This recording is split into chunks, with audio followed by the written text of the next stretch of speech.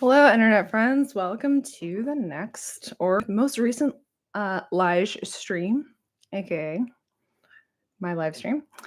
Um, all right, if you are in the chat, let me know if my audio is coming through. All right, this is a different mic setup than usual. So if you are hearing me right now, just give me a shout. Let me know.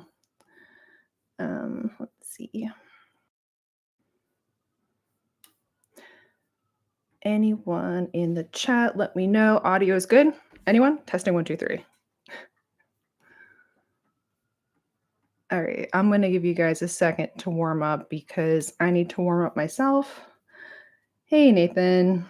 Hey, guys. Okay, you can hear, you can see. Excellent. Thank you, friends, for Now, is the audio clear or does it sound like I have a paper bag over my head? Thoughts or suggestions? Hello. It is an INTJ creature. Yes. Okay. Excellent. Thank you. It's always like when I'm setting up for a live stream, it's like it's a whole thing. It's a whole like ritual, but it's really just me mentally preparing for going on the stream. And then I'm like doing a bunch of stuff to like prepare the space and like test audio and the video and like rearranging like my mic configuration like 10 times. But it's really just like me mentally gearing up for being on the live stream. So, yay, awesome. Cool. So this is going to be a personality Q&A, aka anything that's related to my channel, you guys know. But before we get started with that, observer problems. Yes. Thank you guys. Looking collected. Good stuff. Fun fact, during COVID, in my corporate job, we had to do a lot of filming because we went from a very experiential kind of venue to having to do more online. And I ended up having to get so many reps in and being in front of the camera just because we had no more staff left that it allowed me to practice being more collected outside of just YouTube. Thankfully, YouTube helped me prep for that. And then that helped me feel better in the future. But it just shows you like with everything, it's just, if you repeat it enough, it becomes like, okay, not that big of a deal. All right. So before we get started with personality stuff, let's go to a hot seat question. That's right. You heard me. Hot seat questions. Here we go. And these are ones that you guys get to answer. All right. So first one, you guys can answer them. I'll answer mine too. What is an unwritten rule that I believe everyone should follow? So you can, is this going to work? Gosh darn it. Yeah, sort of. Okay. What is an unwritten rule that I believe everyone should follow? An unwritten rule. I think an unwritten rule that I believe that that everyone should just follow is, you don't deserve anything, if that makes sense. Like, entitlement doesn't coexist with, basically, like every human being should have enough common sense to not expect anything that isn't like an inherent transaction. I think entitlement is one of my biggest pet peeves, so it kind of goes along with that. Be true to yourself. Yes, definitely. Try not to speak over someone else. Yeah, definitely. Yeah, it's an interesting one. Okay, so let's see.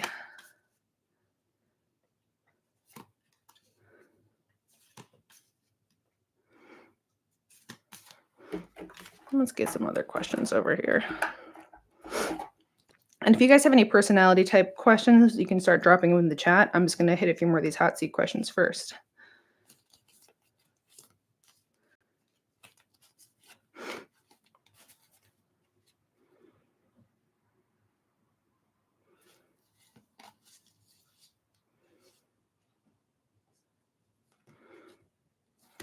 All right. Next question. What is the first thing that you do if you won the lottery? First thing you did if you won the lottery, what would you do? I think for myself, if I won the lottery today, I would just research the tax implications and look at different options for where I could put that money, where it would be um, in a safe, like once tax is taken out, like a safe area where then I would get to decide where I could get the best like interest from it. So anyone else? Accept it anonymously.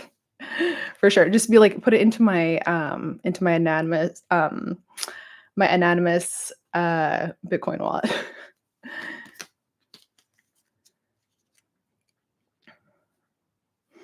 Ooh, okay. So, oops, sorry. Um, what type of contest would I win between all the people in the room? So we'll consider this the room. We're all the people in the room. So answer for yourself. What contest would you win out of all the people in this live stream room? For myself,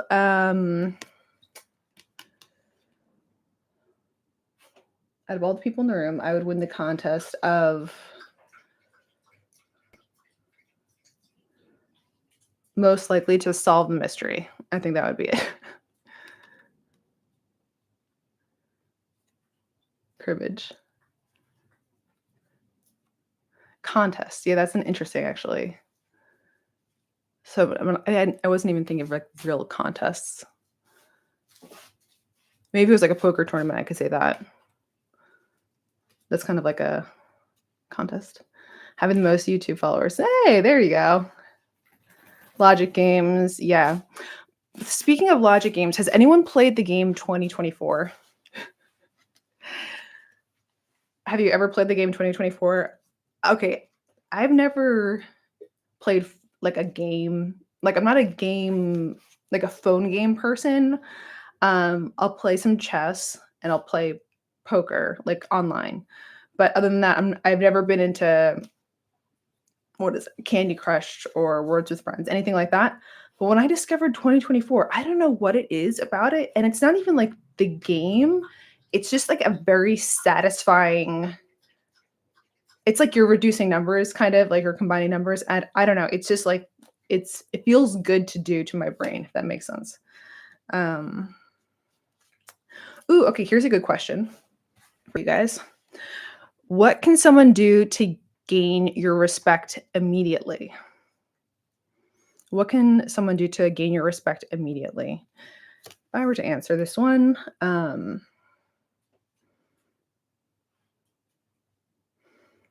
I think it would be being mindful enough in a situation that um, that if there was someone who didn't have the ability to speak up for themselves or someone who maybe wasn't as proficient in the things that they needed to say, they would take a step back and allow that person to be able to communicate clearly, basically taking a more humble route in interactions, just because of the fact that they don't feel the need to compete in a conversational space.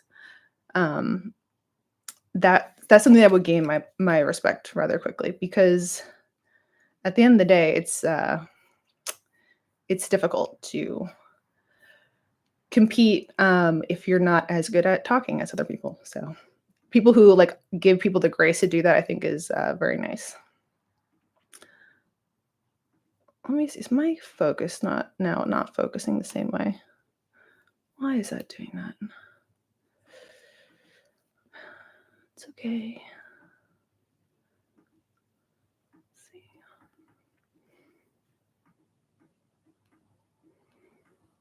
Sorry, guys. I'm just playing around with the focus on my camera. Okay, maybe we just keep it like this. All right.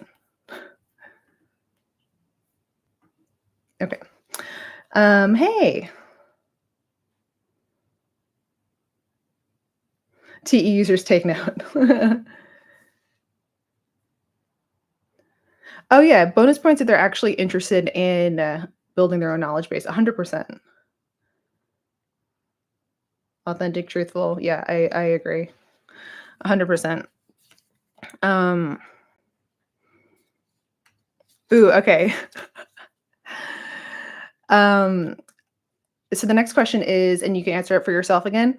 I'm on the front page of the Sunday edition of the local paper. What's the headline?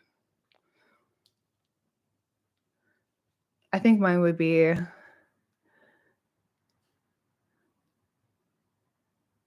internet content creator takes down multi-million embezzlement scheme. Something like that. Something that, like, pulls in YouTube to something else. Um, you never know, folks. Alright. Um,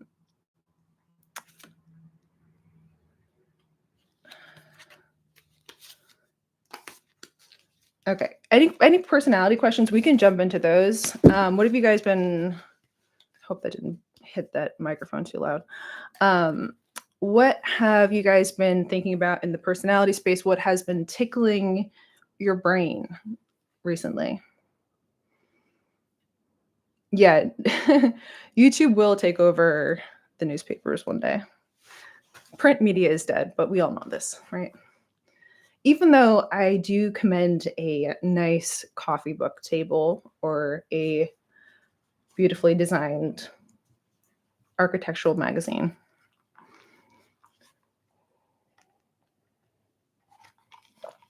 Speaking of architecture, I was watching a video the other day on YouTube of this architect who built a house on an abandoned quarry. And it was so cool because it was like you have this giant pit of like just like dark water. And then it was on the side of a cliff that was like in this, like, it was like the forest. And then you have like this, like, kind of ravine that goes down to this quarry, all filled with water. And the house is kind of like on the edge. I was like, this is so sick. It was just so cool. Um, and like I get the whole INTJ architect thing now more than I did before because like I do see the archetype through the architect, but it's the construction of so many parts together that but there's also the sense of creativity about it. I don't know. I get it. I'm like, maybe in another life I would have been trying to pursue that, but I have plenty of things on my plate for now. All right, let's see what you guys are saying. FI in the primary slot being really difficult to deal with.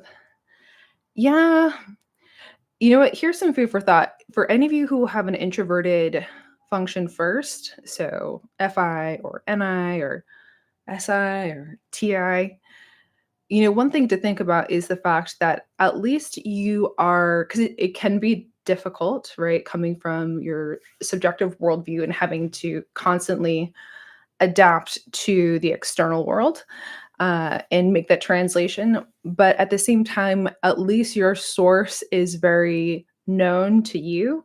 Your information database is very known to you because it's generated from that internal state versus the extroverted, which is like the extroverted one is like they're getting the whole spectrum and then having to narrow in and translate through the internal world. But though the introverted functions can be challenging, I think there is some peace in knowing that, like, all right, this is just a part of me, but at least I know me, at least I have synergy with me, and now it's just playing this translation game with getting what's in here to out here, making sense of the whole bit.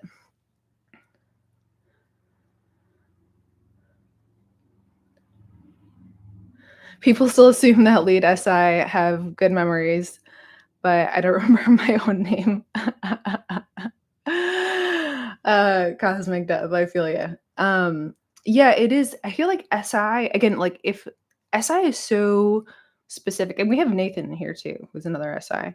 Um, but SI is so particular with what its like attachment is to that I feel like memory is just one facet of SI. but you could have that really tight relationship with something else, just as strongly. And so I wonder, Cosmic Death, I wonder if that your channel for SI and that close relationship where it's not having a great memory, but having a close relationship to some sensory. I wonder what that sensory is for you.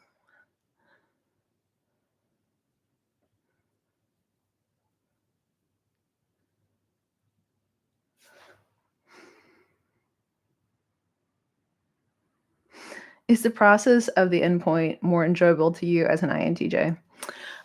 Yeah. So for me, like the endpoint of any journey, whether it's metaphorical or like reality based, the endpoint is a piece of it's there is satisfaction to it, but it's almost the way of respecting the whole sequence of time that I've put into that thing in order to bring it to its completion. So it's almost like a respect satisfaction for my own self versus, because, as I've continued to grow up through life, I've gotten to be more at peace with doing smaller amounts of bigger projects longer over time. Like, not, I used to, when I was younger, I used to feel very like forced, like I have to complete the thing. Like, I would make these ridiculous timelines for myself and I would just adhere to them because I could.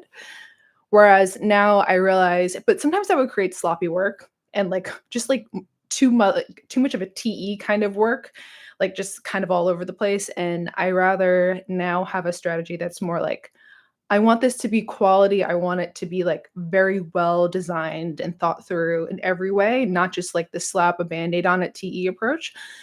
And I feel like by respecting almost like a more, if it's going to be something in the sensory, almost respecting more SI way of doing something has helped me just like level up in my quality.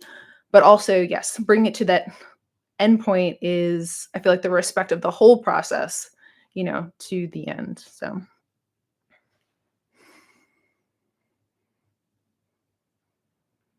how can you tell the difference between ENFJ and ESFJ?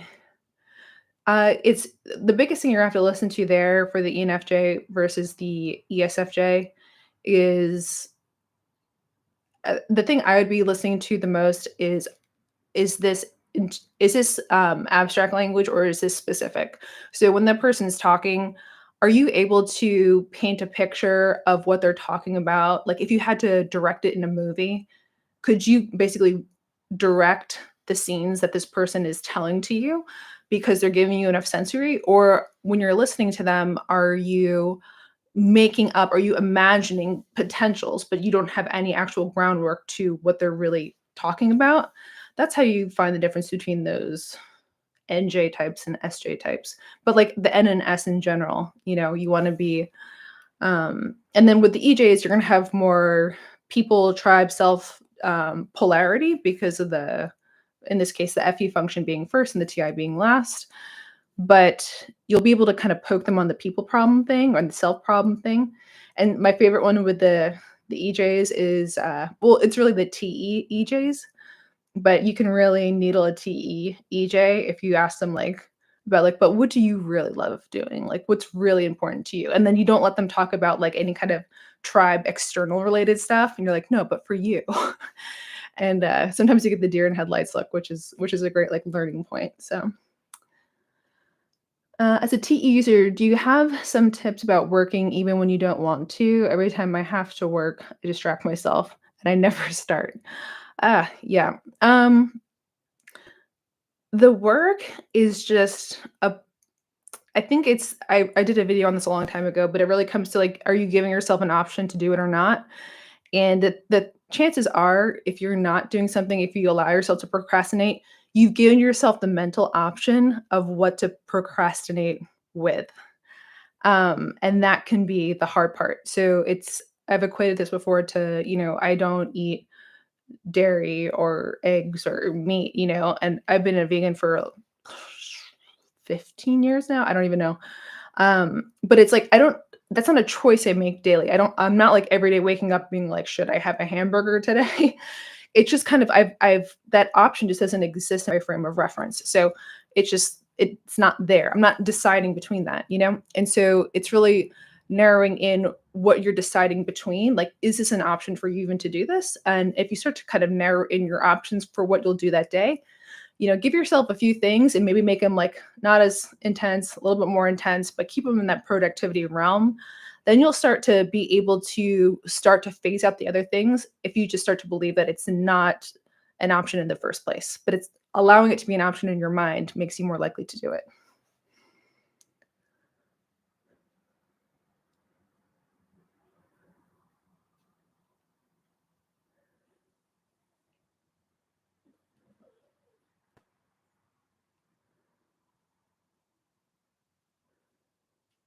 Yeah, she's ISFJ and ops.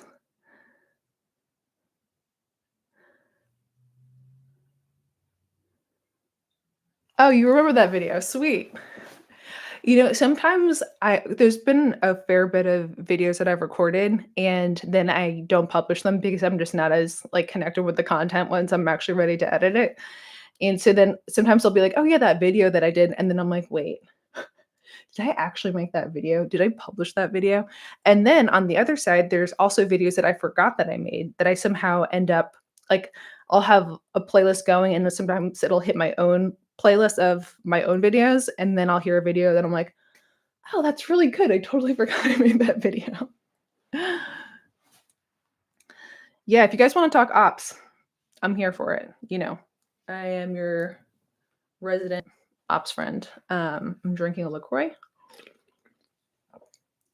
So hydrating. I also have a bowl of Chex Mix. And I have some, oh, excuse you. I'm going to put this over here so you look at the camera.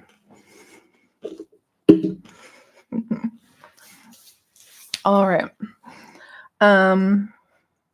Actually, it's just Chex cereal. It's not Chex Mix. What am I even talking about? Cinnamon flavored. Okay, how do I experience ST play? The ST play is very much my corp like I say like there's corporate Lindsay, like that's corporate Lindsay, the person who's like, if I need to help someone with something they can't figure out whatever it is, like okay, like if unfortunately like my office is all glass so you can just literally see right through. And so, if people see you, they're like, "Okay, hey, can you help me with this thing?" And so that's like I am very willing and it's kind of a pain sometimes 'cause it's very distracting from my own work. But if someone needs my help, I'm always going to give my help. If I need to, you know, create a product really quick in our software and whatever and then, find a solution to something, I'm just going to do it. That's kind of like my ST play. My ST play is also clarifying the need of what that person wants. So I realized early on in my career, people be like, "Oh, I want this thing." And then I realized not very long in that a lot of times people didn't even know what they really wanted. And so it was kind of my job to help them really like articulate and visualize what they wanted so that when I made it for them, that they were able to say, "Oh, yeah, that's what I wanted." Because if they don't know what they want, then nothing is going, they're always going to be like asking you for revisions. And I just don't have that kind of energy. So,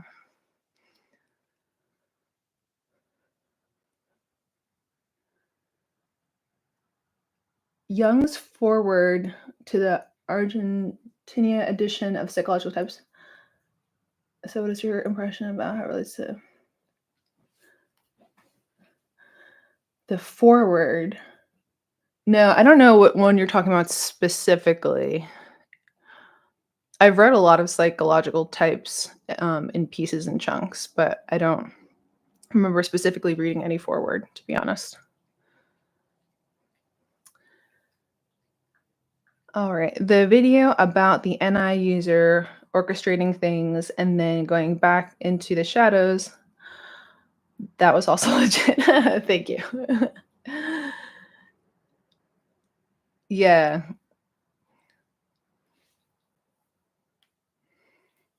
Oh, my job is I am currently a director of sales and marketing. So I have a sales team, I have a marketing team. Sales team is in the US and the marketing team is in the UK. And they are they're all badass. So I really like the team that has come together that I've worked with for a while now.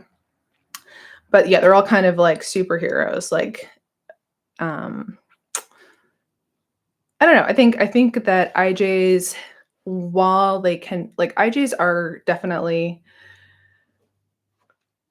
controlling. But the thing is like I don't find myself to be very controlling with people. Like I'm not a micromanager at all. It's like if you're working, you should be able to manage yourself. You're an adult. You're not a toddler. Like I didn't go into, elementary education for a reason. That's because I want to work with adults. And if you're going to act like an adult and if you're going to have a job as an adult, then you should be able to manage yourself. And as long as there's clear expectations of like what needs to be done, you're on your own, unless you need my help.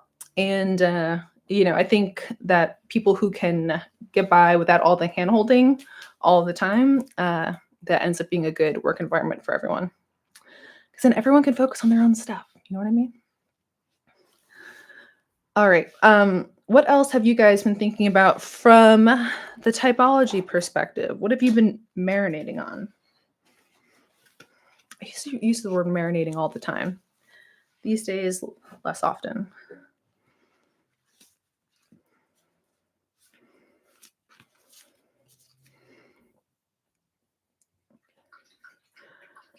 Do they even put oh gosh. They even put an ad on live? Oh, are they putting ads on the live stream? See, I have it set to monetize, but I didn't know if that would do something during the actual stream. If it does, I'm sorry.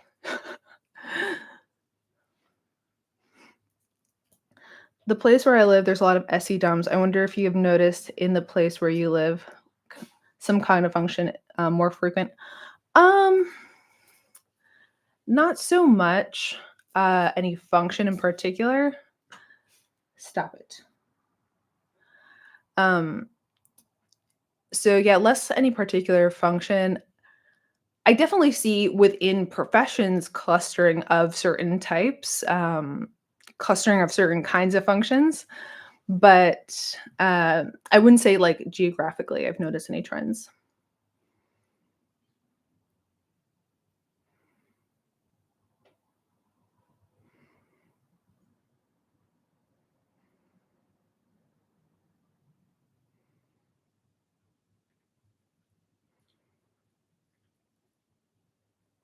Yeah, I'll give the forward a look up for sure. I see IJs as being controlling of their own path. Yeah, for sure. Not necessarily others, since like LiJo said, it's not my job to hold your hand. Yeah, it's now I feel like the EJs will have a perspective that's a little bit more like the tribe's needs are real, and because the tribe is that much more real to them as an EJ, it's like their first path of information and context is coming from this external spot. I feel like not I wouldn't say that they're more controlling with people necessarily, but I think that they are more willing to interface at any kind of capacity that's needed. So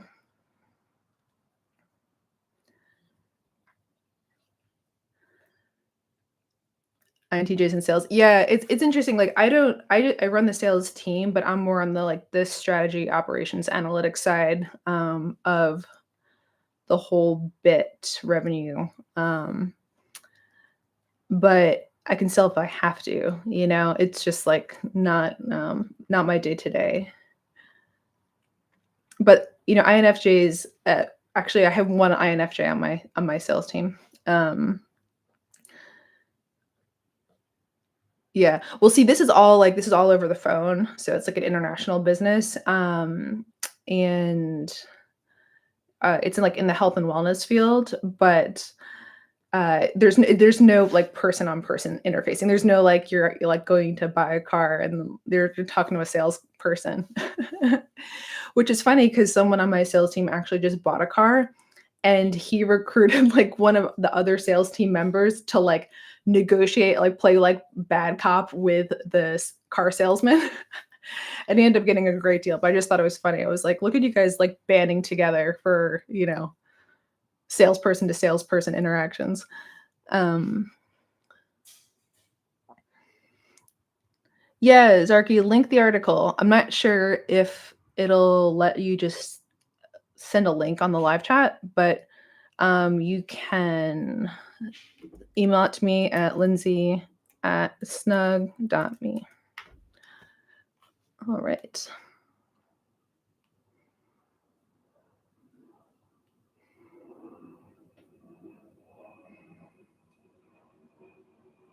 Best way to study as an ESFP, aside from doing it with others or with hands-on experience. Um, Best way to study as an ESFP. Yeah, I do feel like the study groups would do well for ESFPs. Um, one way, depending on the what you're trying to learn, there is so much audio, there's so much um, video content that might be related to your area of study now that's available online. And so even if it's not straight out of your textbook, if you're kind of consuming that information more regularly in that SE kind of way, so like if you're listening to podcasts daily, if you're you have a video playing in the background while you're doing something else, SE users can so easily be picking up information and data as they're just kind of doing stuff throughout the day. And so if I were an ESFP and I was back in college, I would just be like listening to as much content related to my, module area or whatever it is, um, like more often, and just kind of keep it playing and available because of the fact that your extroverted sensing will be picking up on that and then kind of integrating it into your brain.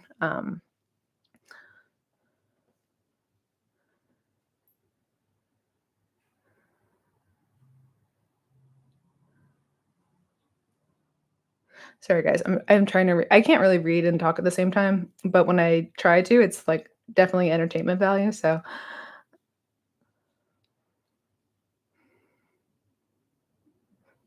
yeah, flashcards, I mean, I don't know. I don't know what do you guys think of flashcards for studying for your personality type? For me, I did do flashcards with certain kinds of tests that I knew had certain how did oh my gosh, my phone just started playing my own live stream and I have not touched it. That was weird. And all of a sudden I could hear my voice coming out of my weird. Anyway,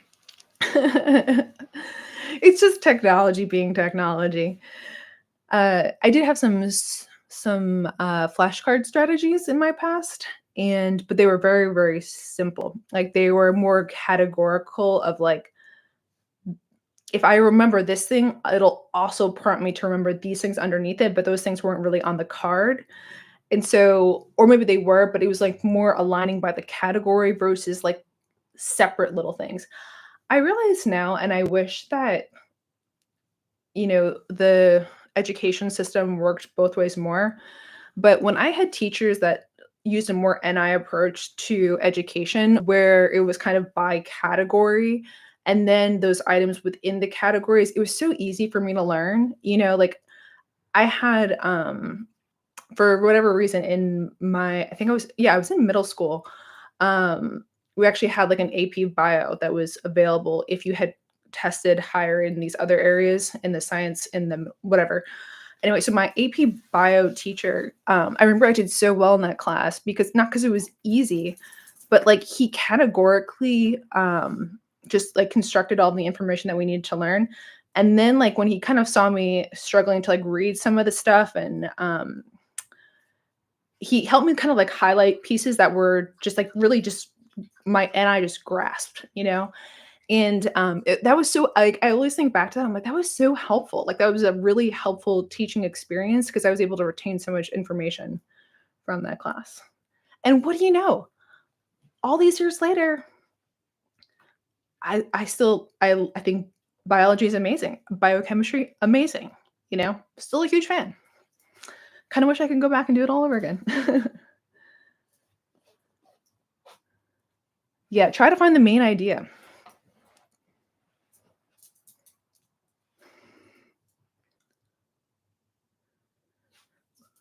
Would it help to have a friend in a study group do a pop quiz trivia style question? That's a good idea, Cosmic. I just wonder how much, like, planning and construction that would take for the actual thing to occur.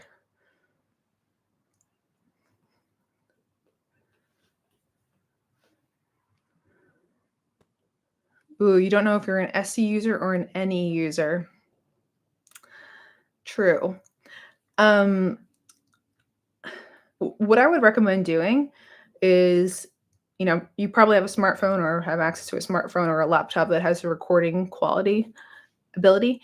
And I would say to get a camera rolling and just start like pull up a set of questions. Like you can even do like get to know you questions or questions to ask someone. Oh, here, let's see. So like look up some questions online and then just start answering them yourself to camera. Actually, I recommend that anyone who's still kind of struggling with your type in any capacity do this. If you don't know what your type is, just do this. Get a camera rolling, pull up a set of questions, and start recording your answers to camera. Let's see. So, like, here's one that I just found on the interwebs. I'm gonna post it in the chat. So something like that. Oops, too many words.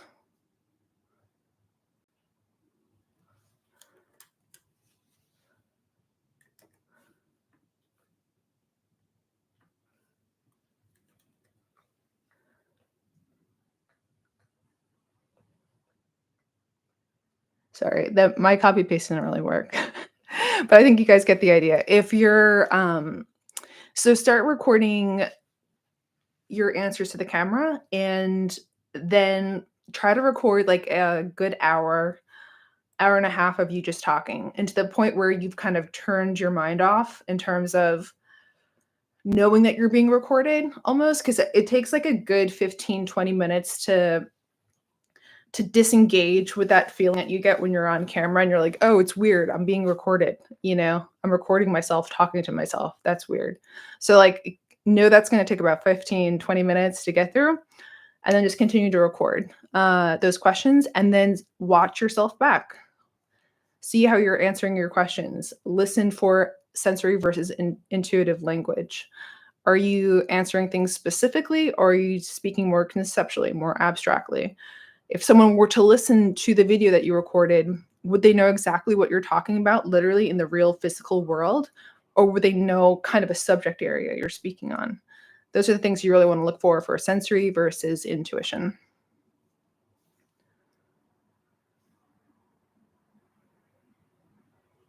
Yeah, definitely. When so I had gotten into ops 2018, I think. Um, and I submitted my typing video around that time. And, they had the 512 typing system. And I was like so set on I have to get my 512 type right. It was like a game for myself. And I wanted to get it perfect. I knew I was I was like, I know I'm gonna get an INTJ, whatever.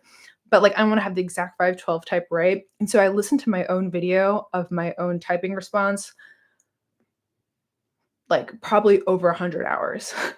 Listen to it over and over again, into the place where I got so like desensitized from, what I was saying to I was really able to start hearing behind the words. And then I was listening to other people in our type doc at the time. Ty Lopez was one of them. And there's a few different other INTJ varieties that I was using to calibrate where I would fall. And I was really kind of trying to go between like, am I the Dave Powers kind of INTJ or am I the Ty Lopez kind of INTJ? And then after many, many hours, I was like, darn it, I'm the Ty Lopez kind.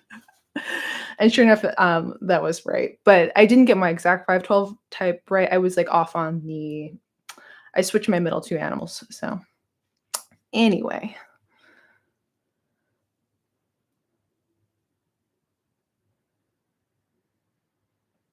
is it too NIV to say that 15-year-old me, imagine you be doing exactly what you're doing? You know what? Sometimes it just works out that way. When I find some childhood stuff that I did, I was like all in on video. Isn't that weird?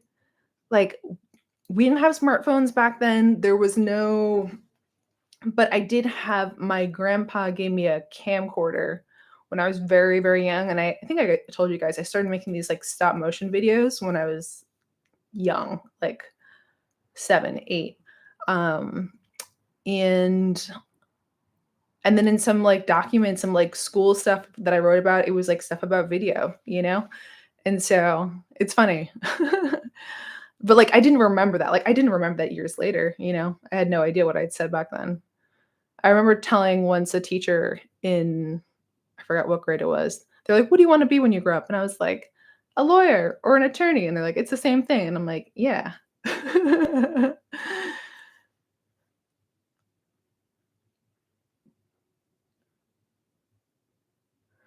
No, Ty Lopez isn't an ENTP. He typed himself as an ENTP. Um, but he's as unfortunate. I don't wanna say unfortunately, I love Ty. He's as INTJ as they come.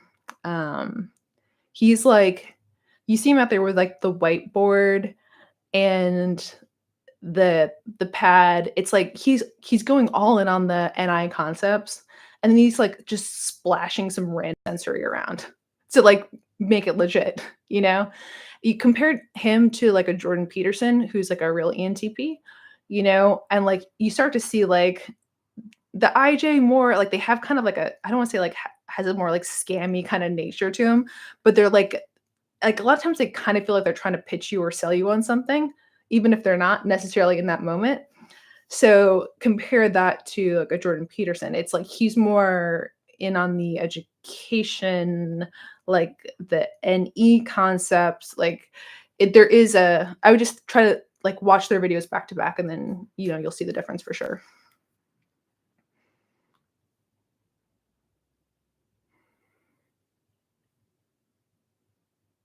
Abstract waffling. I love a good waffling INTP at the end of the day. Actually, some of my, clients I've done sessions with, I've had, like, a few INTP ladies, actually, that I've talked to on and off for years, and they're, like, some of my favorite humans, just, like, flat out, you know? And actually some of them like, I feel like there's this weird gender dynamic with being an INTP, but being a lady and having to, like, you know, socially conduct yourself in certain ways, but you're still an INTP and you have a hell of a lot of TI just as anyone else with TI first. And feel as though they've actually helped me define TI in a different way that I haven't heard from other people that has really helped me understand that function better. So actually there's this one girl, Lisa, shout out Lisa if you're watching this at any point. But I remember one time she told me that TI is like always on this pursuit to be more awesome. And for whatever reason, like where I was at in my understanding of type and stuff and TI at that point, I was like, I know exactly what you mean right now. Like it just kind of clicked in for me at this other level. So anyway, but other lots of good juicy nuggets from them too. Yeah, Ty Lopez is an INTJ. How about them apples in my garage? And also though, you really see the peacocking with Ty Lopez, like the look at my sensory, but like also doesn't really care about the sensory. If you actually listen to what he says about he has his whole thing about reading a book a day, he doesn't read a book a day. He reads a few sentences in the book and then write a book that day. He pulls a concept out of a book, you know? And so compare that to someone who's truly consumed first, like that truly has like any like they actually are reading the book. They're actually going through and reading all of the pages. Or you can do the Ty Lopez approach, which is also my approach. I'll like dive into something, I'll kind of find what I'm looking for, and then I'm out, you know?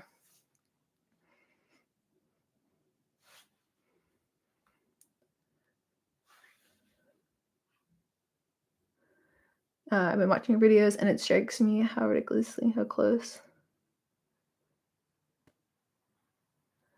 Oh, the NIFI loop. Yeah, that's rough. You gotta ride it through the NIFI, you know? It's like that's how you're doing your processing, that's how you're internalizing your information. I have a, yeah, yeah, Tai Lopez has self-typed as an ENTP, but in the OPS community, like, he was one of the originals that was typed through, the objective typing method, and, you know, on the 512 scale, he's as INTJ as they come. Uh,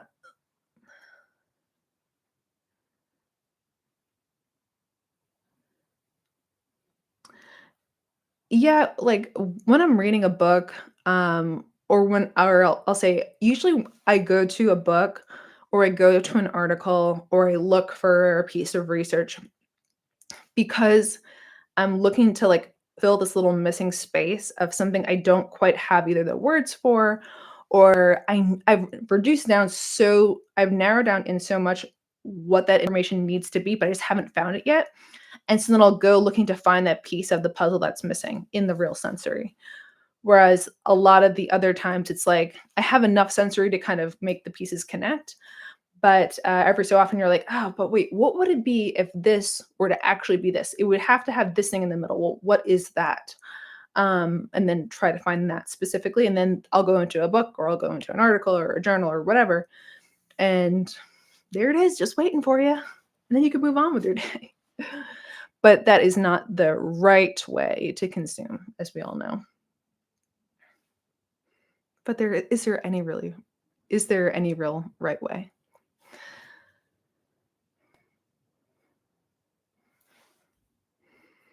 Any tips for SE DOMs on how to develop NI? Any NI users in the chat, feel free to chime in as well. Um, the kind of the practice that I would suggest to someone with extroverted sensing first or second even is to, because you want to look at a scale that's going to be relevant to you. Like I could just give you the textbook, like, oh, plan out your 10-year plan, make your 5-year plan. It's like that's not realistic to most people with SE first. Unless, I mean, anyone can write like what they would like to be in 10 or 5 years on a piece of paper. That's not hard, you know? But what I think would be more applicationally relevant to someone with extroverted sensing first would be to say, okay, here's my day today, right? Start off listing the things that you have to do today. Maybe you have to get your hair cut. Maybe you have to go to school. You know, maybe you have to go to work at 3 p.m. Go and just kind of list the things off that like have to happen today. And then underneath those, this is where you kind of put the critical thinking, the NI into it. Say, is there anything I can do before I arrive at this event in the day that would allow me to be better prepared for what I'm going to encounter there? Is there anything that I can do to make my time at school more productive, efficient, or whatever that I can do now in order to get ready for that thing later? So that would be a very applicationally relevant way to start to work on your NI some more, but also in a timeline that is shorter and allows you to really just like get real results from doing things that way. So I would recommend trying that approach and then let me know how it works out for you.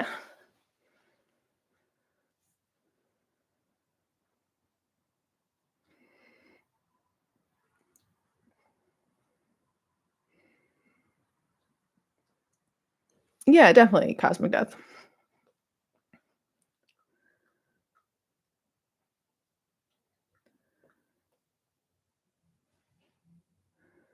Yeah.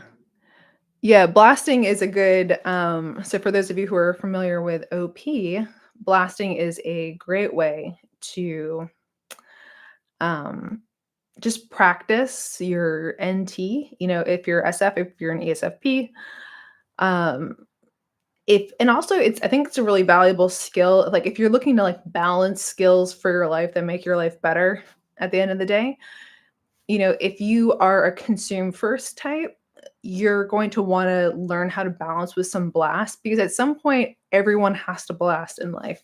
And what is blast if you guys aren't familiar? It's just understanding or knowing what the tribe is needing in a particular situation, setting or whatever, and then organizing that information so it can be translated to the tribe. That could be verbally, it could be through organizing a situation, whatever it is, you're kind of narrowing down context and experience and information based on an extroverted need, um, in a way that they can actually receive it. Now, the thing that a lot of EPs will get stuck on here is they'll be like, "Oh, I organized all this stuff for the tribe and made this crazy little chart with all these like things, that are organized on it. Aha!" It's like very like chaotic organization. That's fine. But the thing is like where they're missing the mark is that the tribe didn't ask for that. And so then they get really disappointed when the tribe doesn't like receive that conglomerate of information. But it's like the tribe didn't ask for that. So like Indy, if the tribe asks for something or if through their language or the context of the situation, that, okay, the tribe kind of needs this, then organize the information. But if you're organizing and trying to construct information when the tribe hasn't said they needed it, you're just throwing around your own consume, like a little consume confetti party. So yeah, actually listen, interface with the tribe, ask them questions. What do you need to know? How can I help? You know?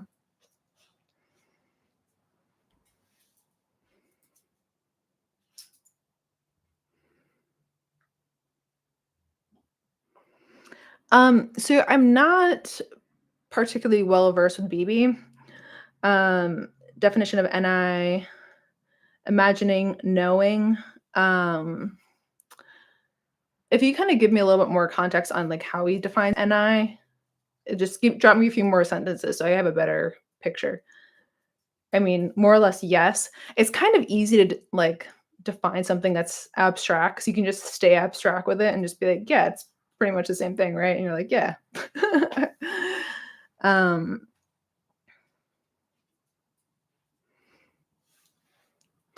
Currently stuck in an NIFI loop.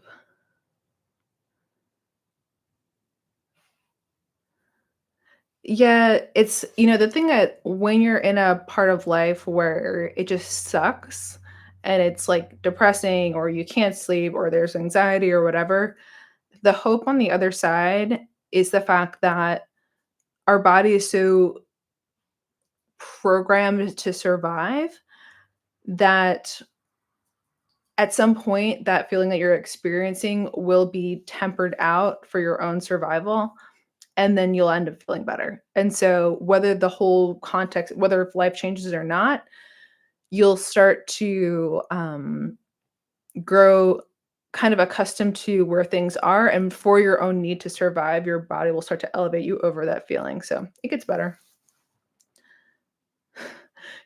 Consume confetti party. I know I'm gonna, like, add that into the definitions in the ops catalog.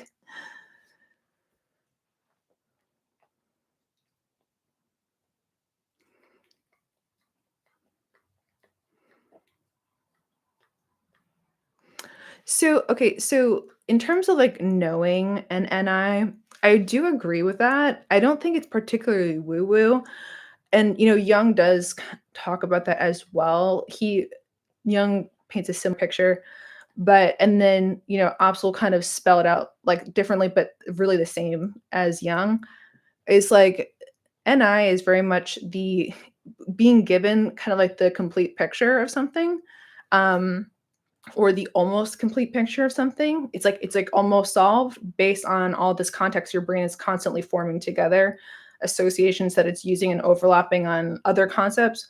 And like it just allows for you just see things more in a full construct as it comes together. And that comes across as that knowing, right? Um, and it's also, and I was very confident in I might not know this in the sensory, but I will throw an arrow at this dartboard and I bet you it's gonna land on the right spot, you know? Like there is a very I'm very confident in that.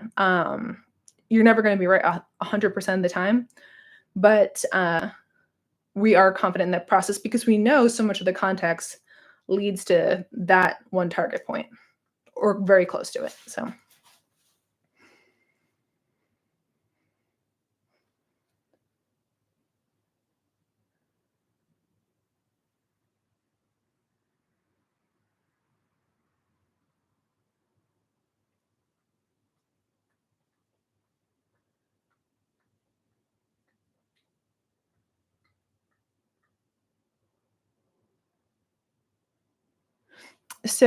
Oh, for the okay, an ENTJ. I read that backwards for a second. Anyone else dyslexic out there in the comment section? Holler at your girl. Yeah, that actually is a there is some common overlap with INTJs and dyslexia. Uh, ambidextrous type things. But anyway, um, so an ENTJ to be better about communication when they've openly expressed. Okay. So I think cosmic for the ENTJ, it's like they are going to be driven to that TE tribe need first. They want it to work for the tribe. So if you're able to express that, like in order, like if you do it this way, it works for you. Like as plain as day as you can make that, like this is what I have to do for this to work for me, you know? And if you want this thing to work overall, and if I am a part of that puzzle, then doing it in this way would serve me best to be able to help you make the whole thing work. Um, you know, ENTJs very much they are going to want to puzzle things and they are going to want to work through tribe stuff to get to the full picture. Um, and so very willing to work with the tribe, but they need to know that it's your that the details are your cognitive priority and that like you need that to be able to work best. So yeah, details are necessary. And also you can throw in there that you know that they don't want to be responsible for the details. So here you are providing a tribe need for them. You know how grateful I am when someone with SI like looks at the line items so that I don't have to? It's great. Now, at the same time, I realized that people with SI, though they're really good at looking at the line items, sometimes they just completely screw up the category. And so you have to have both. So I feel like I can help like categorize things in the right places, but I really need someone to look at the detailed work because when I try to, it's like my eyes were playing tricks on me after a while.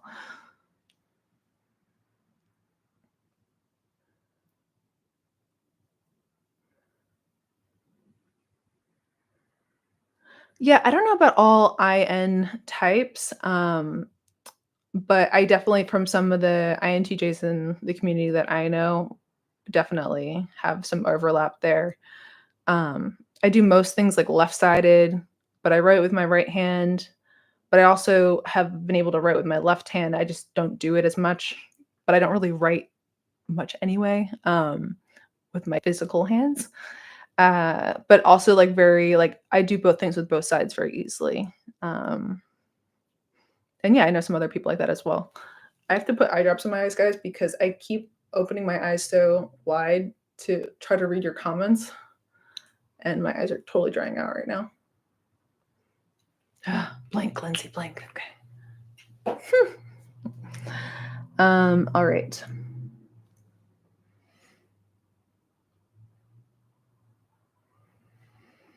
Is it typical for INTJs to start things and love to finish things but hate the middle? Um, yeah, it kind of depends what the middle is about, like what you're having to do in the middle section. Usually it involves some sensory, which can be a little bit frustrating, but there's also beauty in the process, you know? And I've learned to more enjoy the joy of slowly in a non-stressed state. I think what's hard for an INTJ is when you're having to deal with sensory or a sensory type project that entails lots of sensory, and it's already kind of stressful in that side just for the fact that you have to interact with it, and then put a timeline on top of it, then that's like for me, like, that's sticking your finger in the blender and turning it on status, like, if you guys remember that story.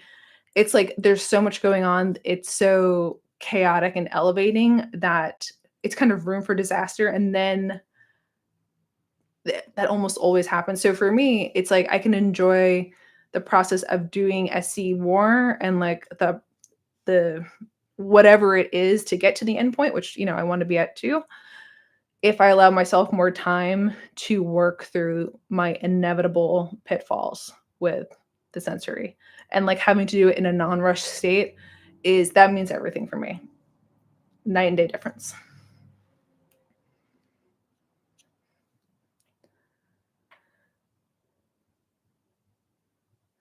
Details are important, and I know that sometimes details feel fake. Yeah, yeah. I know exactly what you mean. Sometimes the details do feel fake. You're like, "Oh," but like I realize now more and more that they're not. It's almost like y- I feel like with NI, there's like like categories of very specific types of things that it's like I just don't even know that they exist until for whatever reason it gets pulled into my SE frame of reference. And then I'm like, "Oh gosh, this is a thing." Like this is something that like people attend to and put energy and effort into, um, or a level of detail that could be important to something. It does feel fake at first, but then when you realize it's not fake or it has a real implication on your life, then you're like, "Oh gosh, well that is real, isn't it?" Thank you, Zarky.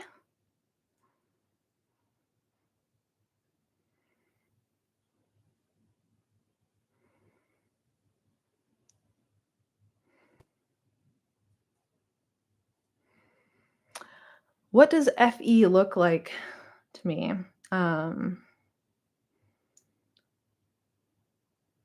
so I see FE in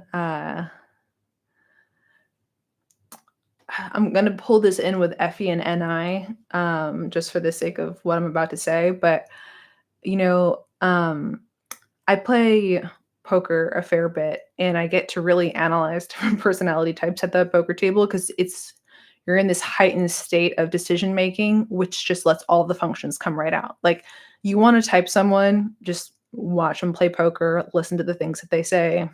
It's very easy. So, though there are a lot of thinking types that play poker, I think that's definitely the majority. It's thinking intensive. There are FE users that play as well too, and their edge is different than the TE users and the TI users because the FE dominants or saviors, they work off social chemistry and the movement of social chemistry in order to help give them edge in certain places. And so whether it's a conversational thing, whether it's kind of like a chemical like excitement thing that they start to generate, they will use that social vibe chemistry to like be leveraged in their favor. And that's for me also playing the game of poker, that's just so different from what I do. It's just like that's not my edge. It's not going to be my edge, you know? But it really does paint a good picture of what does FE do. FE is able to leverage the context that is valued or could be valued to specific group of people. And then like with NIs, like you're kind of swinging it in a direction based off their own agenda, you know? And so I think it's a beautiful orchestration to see FB be used in that way in a very thinker dominant environment, you know. It definitely does give them a different kind of edge. So hopefully that kind of answers your question a little bit.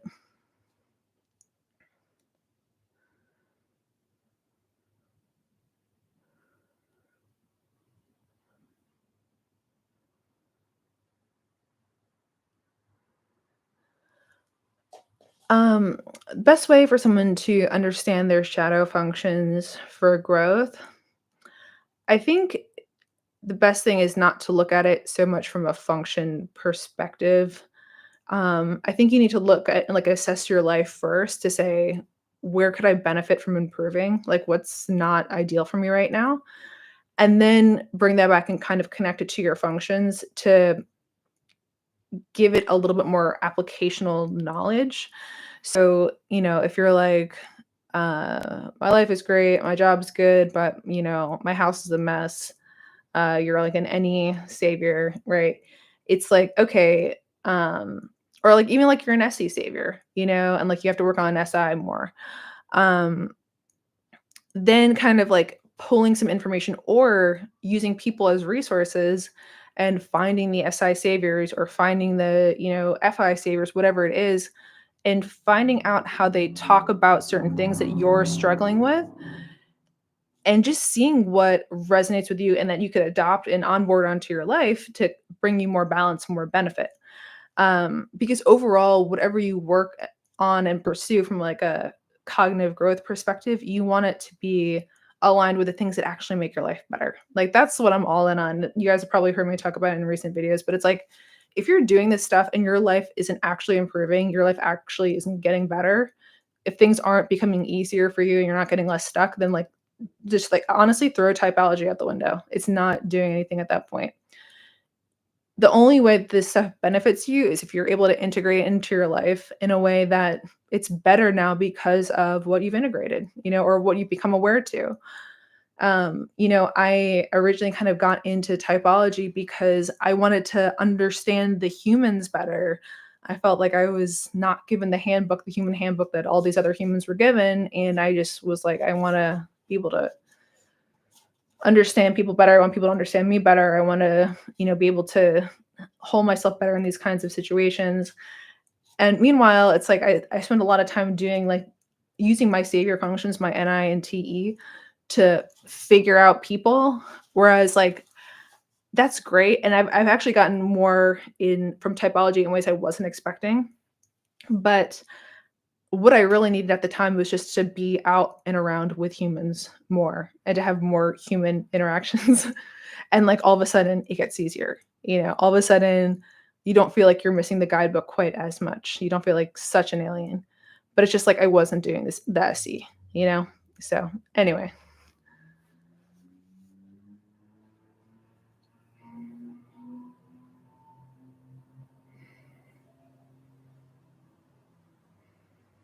Oh yeah, prioritizing which is first for projects, for sure.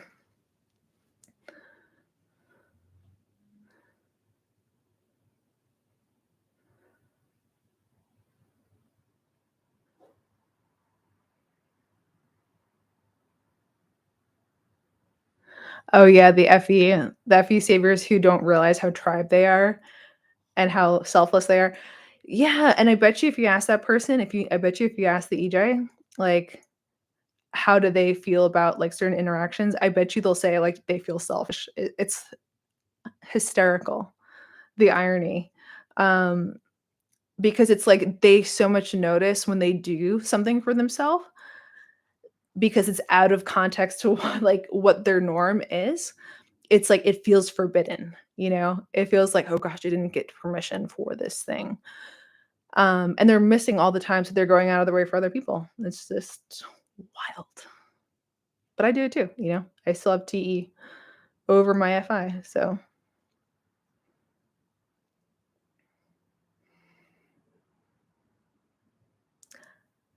did you just ask me about DNegs on my stream? You know how happy that makes me? um, interested on my take of personality of Daniel Negreanu. Um, yes, I know Daniel quite well. He's also a fellow vegan, so that's cool. Um, you know, Daniel in some of the I originally actually wanted to type Daniel as a ENTP, but I wasn't able to really resolve the NE with him, and I actually think that Daniel is a feeling dominant. Like, I think he's a feeling savior. Um, and now I'm leaning more on the side of, well, like in the ops terms, like a double feminine, NIFE, um, type because he does leverage he has TI, right? But he's not like touting his TI the way that people with TI do. And he is leveraging chemistry of the tribe for any given reason, right? Also amazing and brilliant at pattern recognition. So, you know, those are my thoughts on DNEG so far. So thanks for bringing them up on the stream. Um, yeah, she literally called herself selfish before. Isn't that crazy? I know. They really believe it too.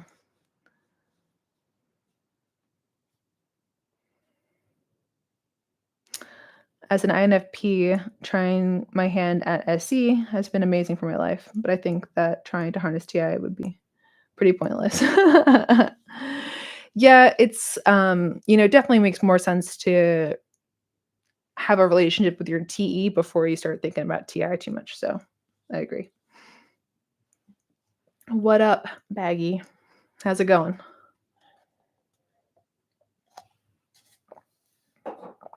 I just finished my espresso. That was good. Um, yeah, any other personality type questions you guys have been thinking about or marinating on? Drop them in the chat. This is good for me to catch my breath for a second. Sometimes I feel like the constant talking and the reading, it's like you kind of feel like you're running a race because it's like two things you're rotating between. Thing problems. Any of my single observers, I'm sure, can relate.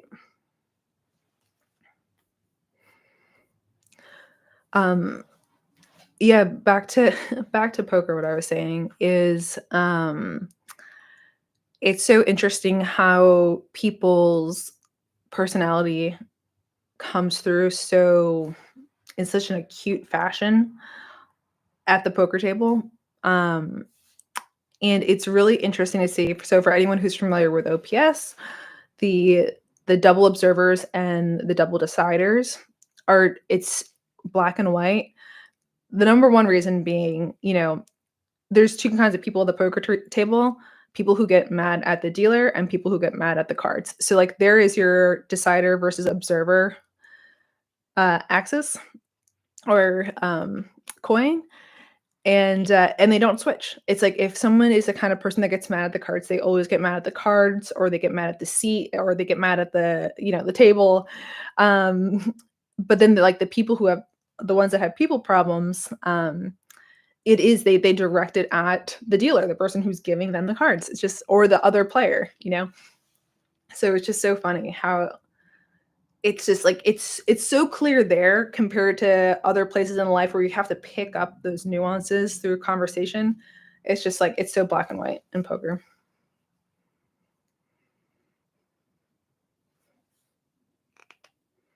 Oh, you're well. Yes, it's espresso. I don't even want to say the other word, cosmic death. It feels like I don't know. It doesn't feel right to say. I couldn't say it. Hello, friend. You asked me the other day on Facebook about your sleep processing.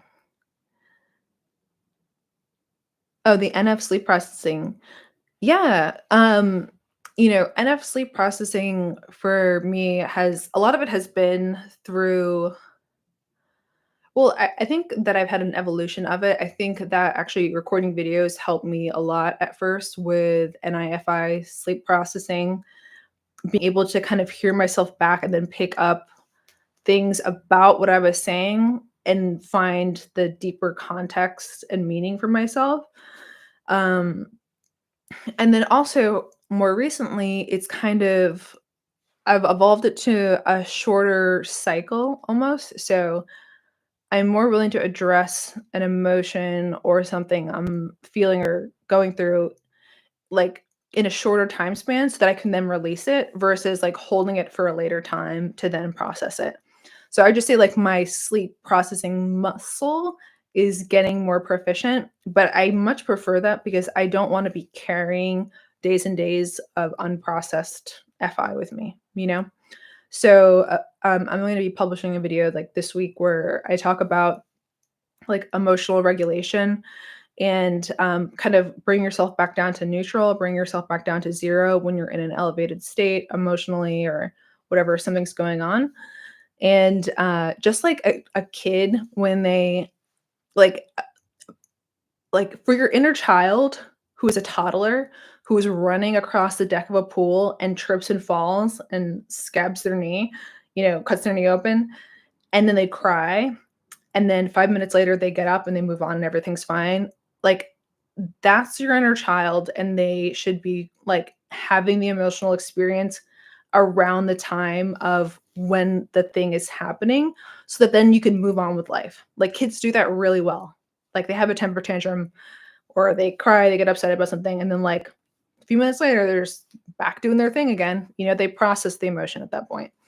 Whereas as adults, and certain types are more likely to, trip, fall, cut their knee open, and then, like, get up and just be like, "So anyway, I was just saying," and it's like, "Well, okay, but did you even process what just happened?" Like, it's okay to, like, be hurt for a moment and then move on because then you're like, at least you're not as like, now I look at people who aren't processing things along the way, and, like, that's scary to me because at some point that they're gonna get hit, and, like, who knows when that's gonna be. So it's like, the more processed, the more regular processing, the better for that person, and for them and for everyone around them, so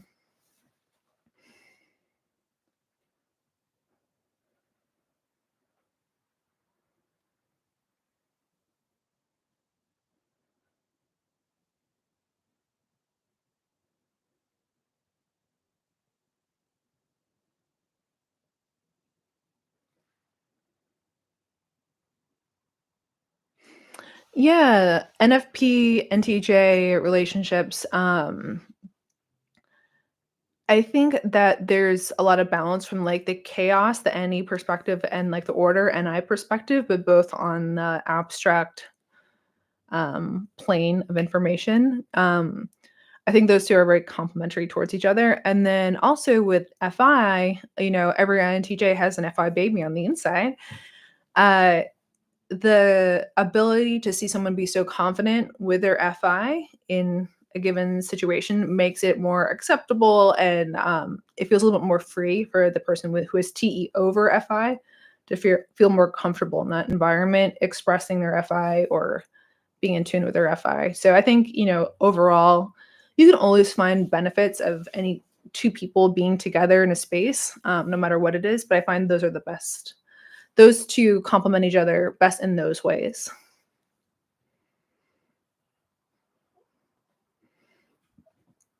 Emotional dysregulation, storm brewing, yep.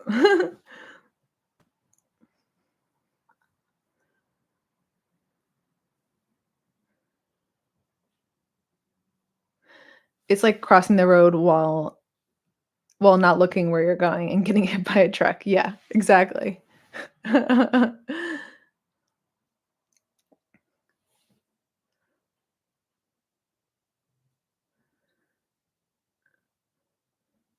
Yeah, that's a really good one, Baggy, to, turn off electronics and just write down how you're feeling or resolve it.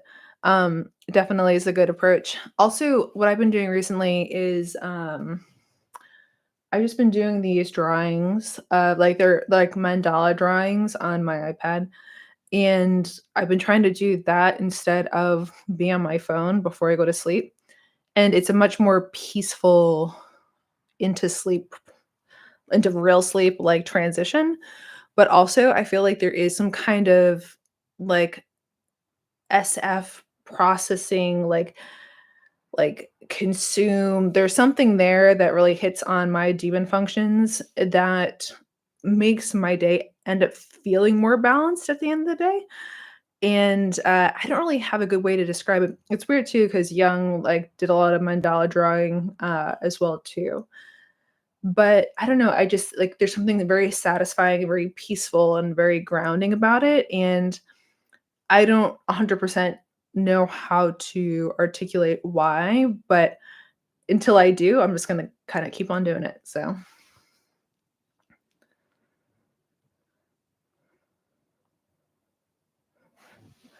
how can FE and FI users understand each other better?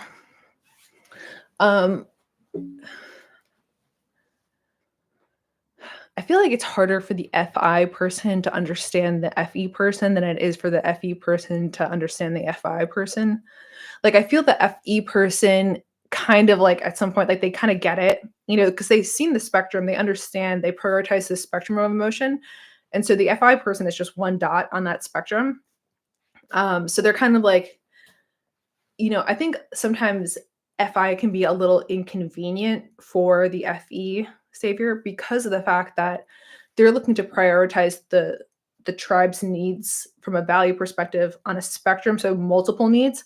Whereas the FI person is like, no, but these are my needs. This is my value. This is what's important to me right now is this.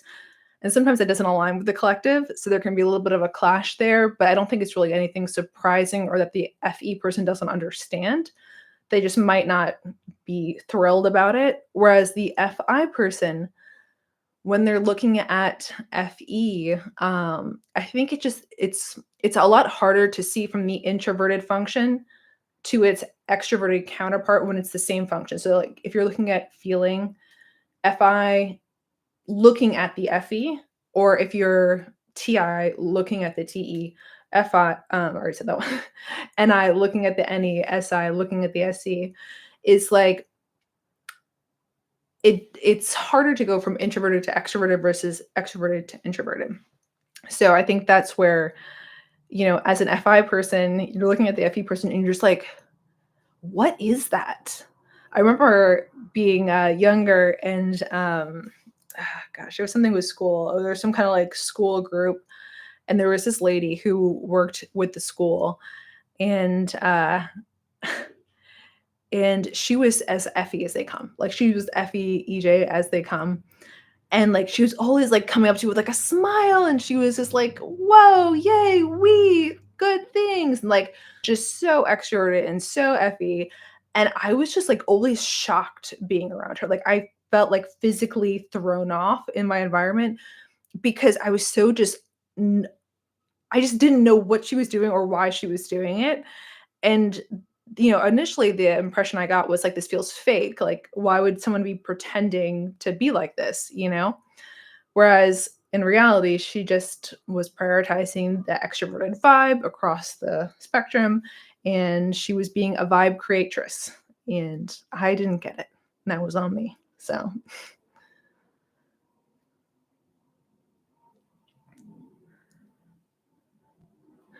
yeah, NE versus NI simulations, like NE simulations are like a fan.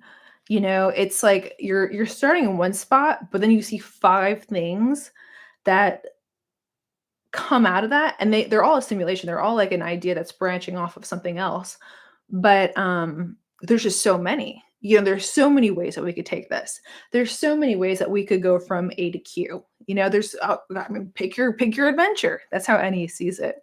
Whereas NI sees it as like there's one best way. There's one route that like gets us to where we go in the most beneficial way possible, and that's the NI way. And so it's usually really ends up being the truth ends up being somewhere between the two. But Yeah, the simulation, like NI is simulating the the path that brings through all this context that they already have somewhere stored in the back of their head that provides this ideal route from A to Q, and like that just is the answer, you know? With again with any, it's like there's so many answers. You can pick which one you want, and it's not about choosing the right one. It's just about choosing one, you know?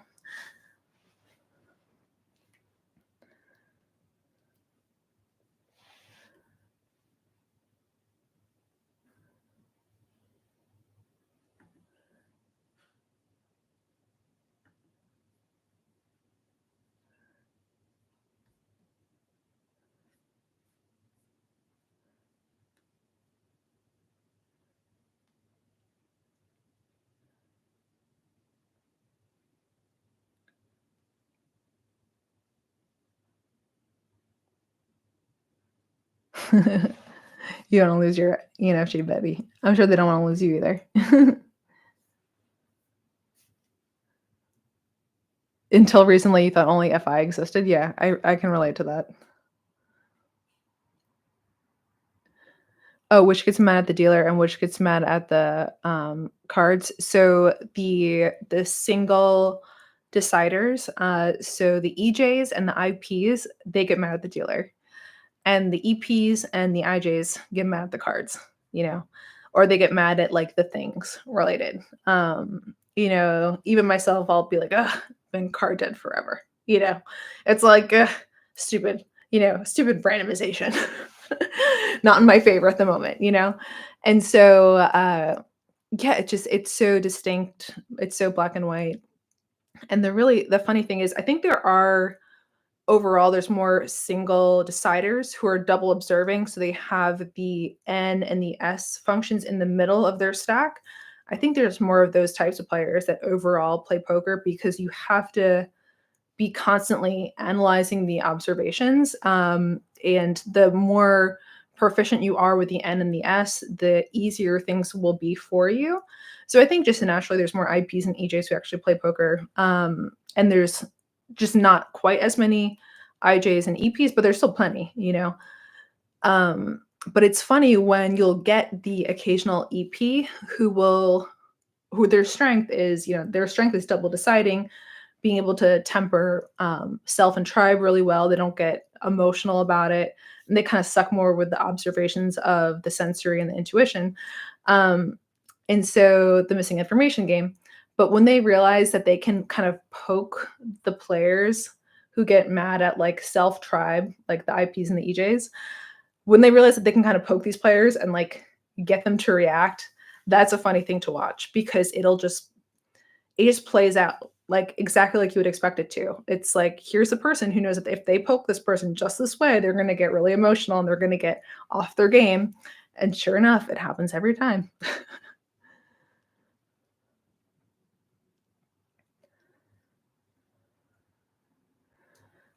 Ooh, which personality would be best at poker? No, definitely not ENFP. I would say, like, I mean, anyone could do anything, anyone can study anything.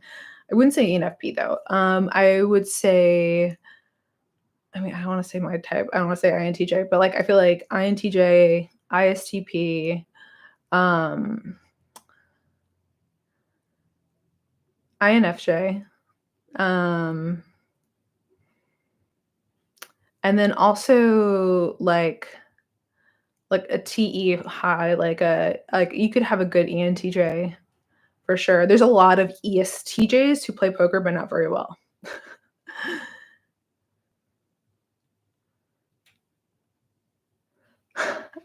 So Madiso and Helmuth are EJ. Yeah, so that's so funny.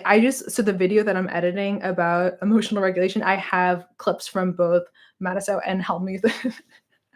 That's funny. You already knew where I was going. Thanks, Mom, you.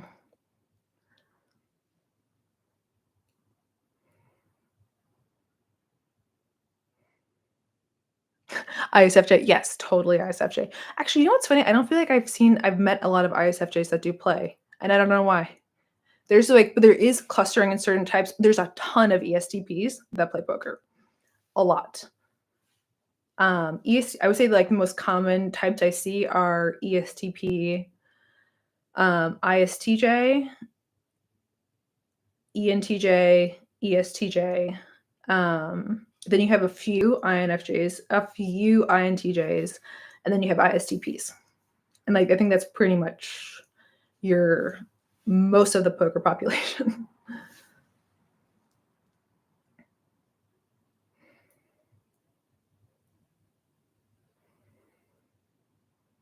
Oh yeah, no, I'm not listing favorite types. I was we were talking about poker a second ago, and the types of players that get mad at the cards versus the ones that get mad at the people. Um, and yeah, there's definitely a black and white with who gets mad at what. It's very interesting.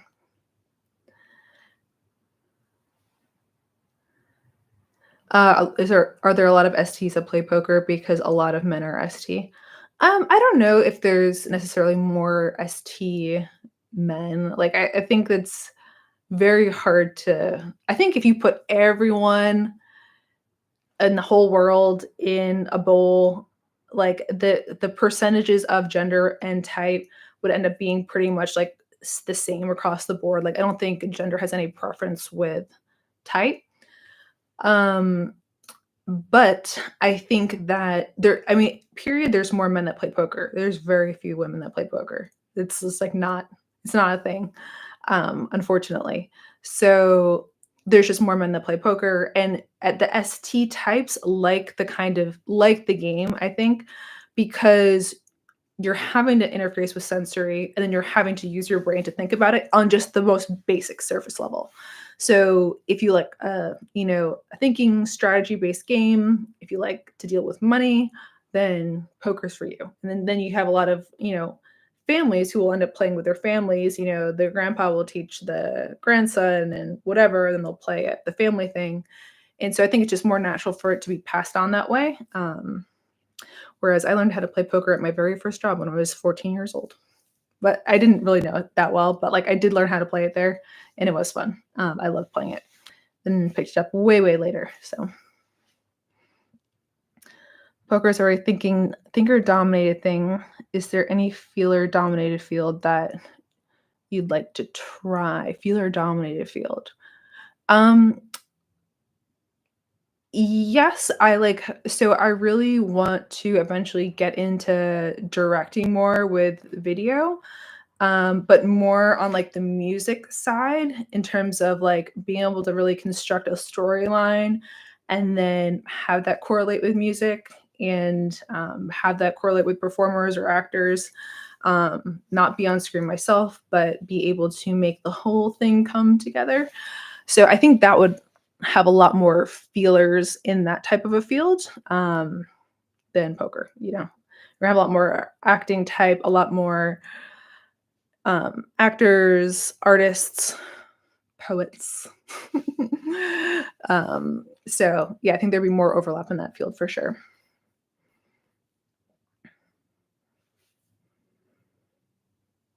Yeah, yeah, I like video. I like also you know, seeing what's possible with video and construction of scenes, like especially using lighting.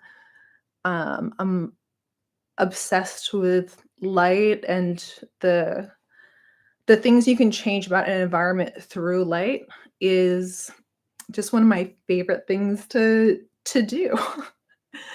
um yeah, I have all these like Govee, like the color changing lights in different parts of the house.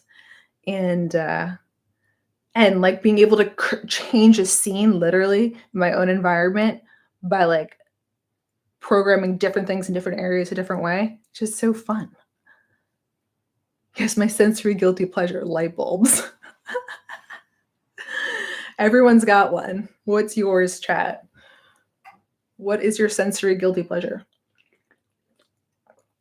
And is it better than or never as good as light bulbs? Would love to know.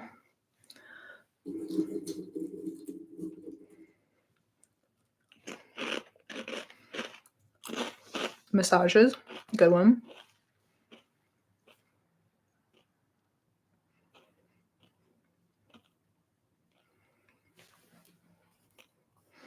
Anyone else sensory guilty pleasure? I'm trying to think of what else would be in my sensory guilty pleasure box. Um, hmm.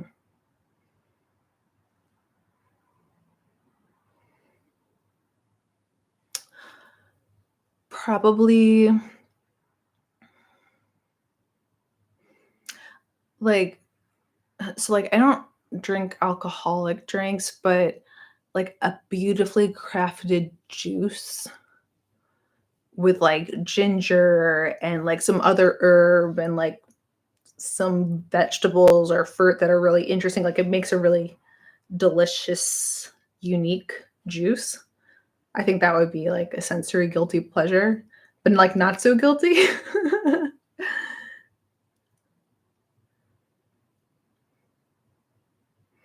Cinnamon sugar. Yeah, cinnamon sugar. Do you guys know that I was just eating cinnamon? Well, it was their cinnamon rice checks.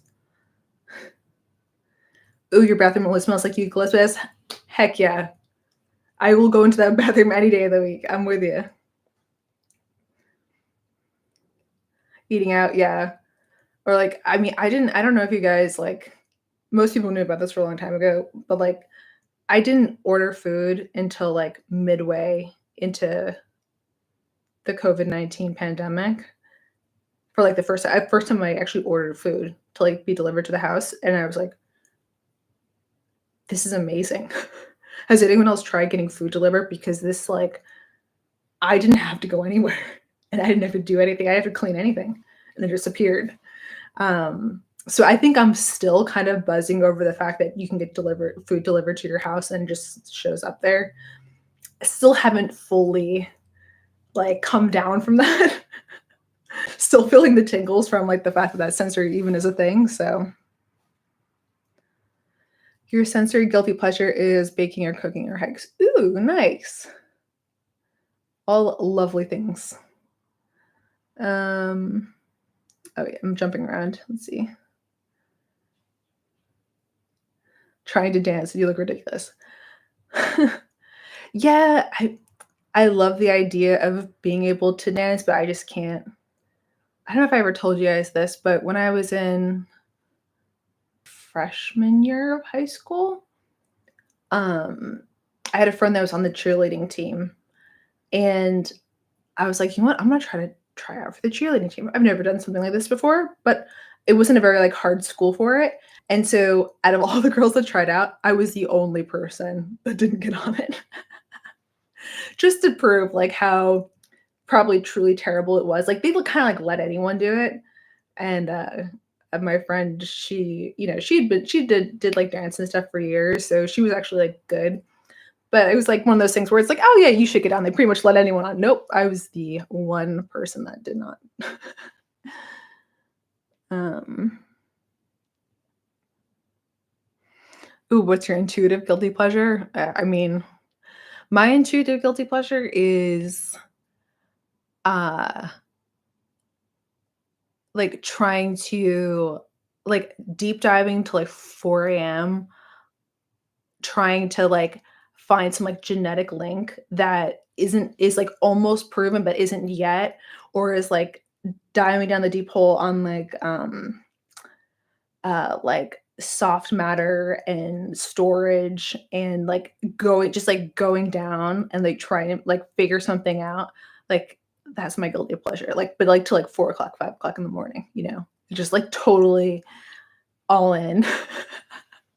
And then I'm like, shoot, I have to wake up for work. Drats.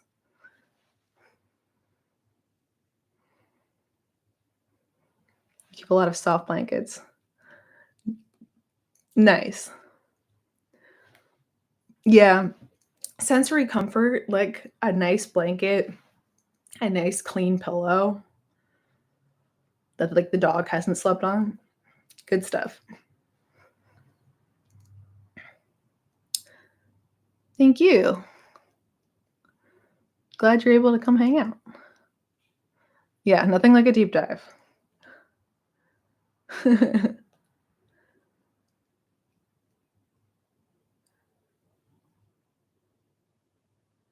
Oh, nice, Cosmic. Rearranging the pantry after your partner puts things away. That's so SI. But, like, honestly, I've learned so much. Like, I didn't know that organizing a pantry was even a thing until, recent years when I've started, like, studying SI, and I'm like, "Oh, there's, like, a better way to have these sensory things work for me." Whereas, like, I just had, like, an SE, like, everything was just kind of in the same NI category, but it was, like, SC all over the place within the category of, like, the pantry, But there was, like, no rhyme or reason to the structure that lived inside of the category because the category was there, It goes in this thing.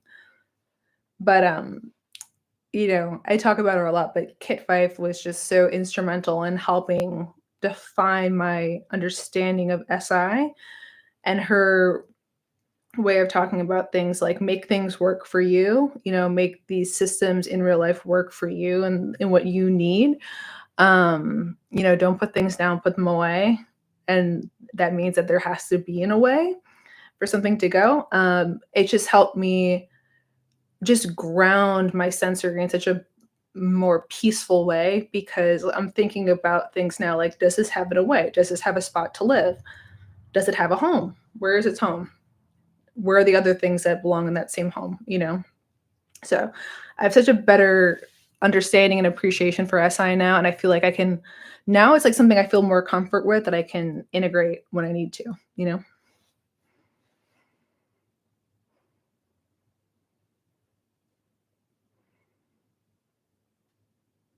I just shove things in cabinets and hope it works. I'm way beyond that. That's what I did for, the majority of my life.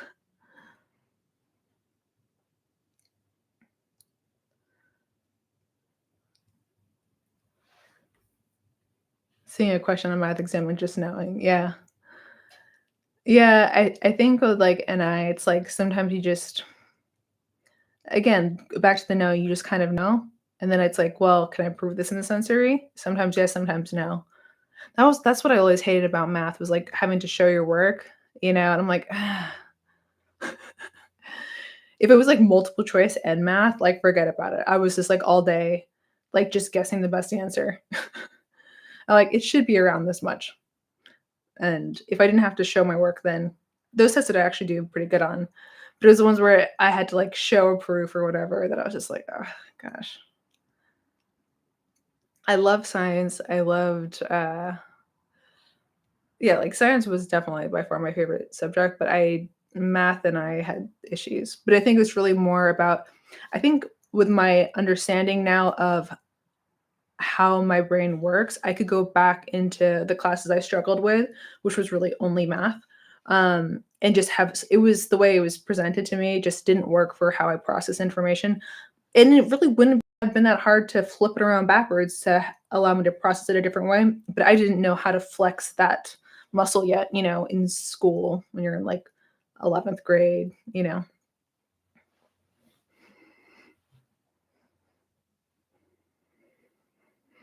What would I tell people who say MBTI is pseudoscience?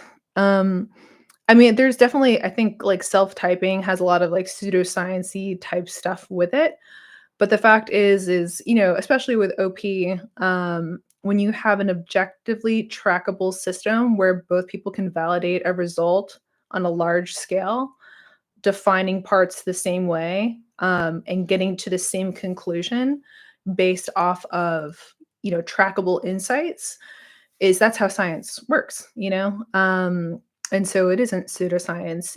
It's like if you were taught how to identify amphibians, right? And you knew all of the characteristics that made up certain kinds of amphibians, and you and your fellow scientists went out to the field and you said, there was this frog over here, and the other person says, yep, I got that same frog too. And um, there's no it's just like a taxonomy that exists that can be proven by specific characteristics that make up that thing.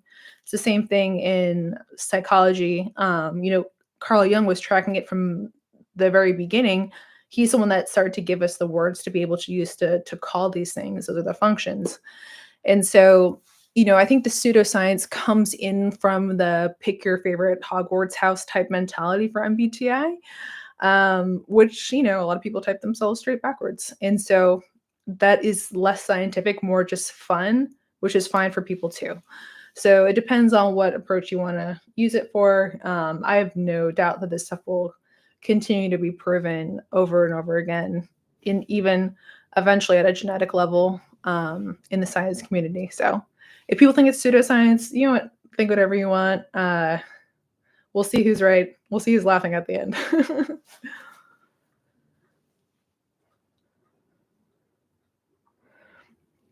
Would having a routine for going to the gym be SI or SE? I don't know. I think consistency is more SI or NI.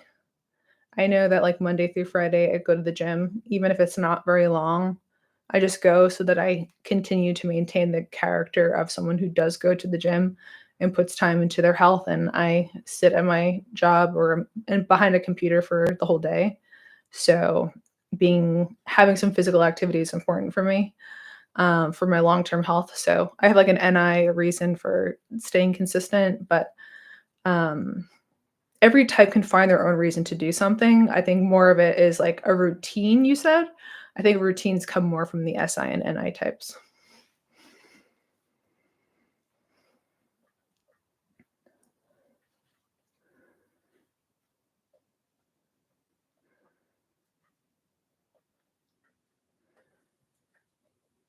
Culturally independent evaluation tool. Yeah, like an evaluation tool for self typing is, I think, just generally hard.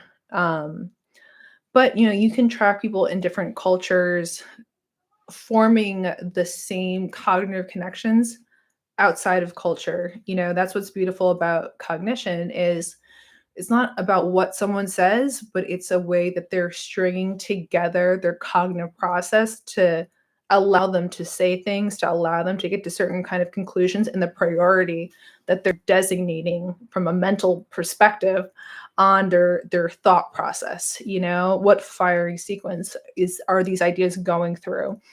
And so again, it doesn't matter so much what they're saying or what they're doing or where they live or what their culture is. How are they forming thought? That is what cognition is tracking. I always think of cognition as like this electrical circuit. You know, if you can go through your first function and like that's all you need, your first and second function, that's all you need, and go right back out with spit out an answer or spit out whatever thing you had to do, it's going to take the shortest circuit, right? But if it can't get that cognitive energy to result in what you need by using those first two, then it goes third and fourth, right? And it's going to ping your last one, your last function last in the circuit. It's like going to be the least used item in the full sequence because you're just going to default to the shortest circuits first. And so again, that exists um like if that's beyond culture. um and it's just down to the very primal instinct of like how thought forms. So I think that's what's really cool about type. So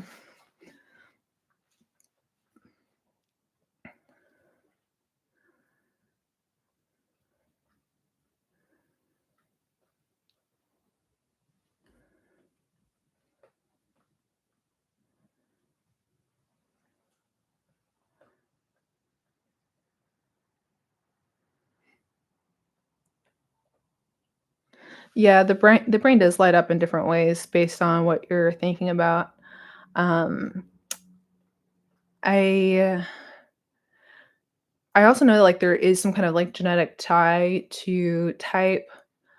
I think it's like we're not quite close to getting that answer yet, but I did just get I did just submit my genes for a full gene sequencing, like the 20,000 gene sequencing, so I can have all of my data because I really wanted to like make some comparisons with genetics for personality, but like other things too. I wanted to make more sense, visual sense of some of the research that I've been going through. And I was like, I just need a full gene sequence. I'm like, where can I get one?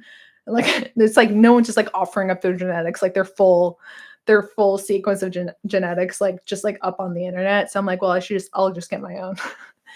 And so, yeah, can't wait to noodle around with that thing a little bit.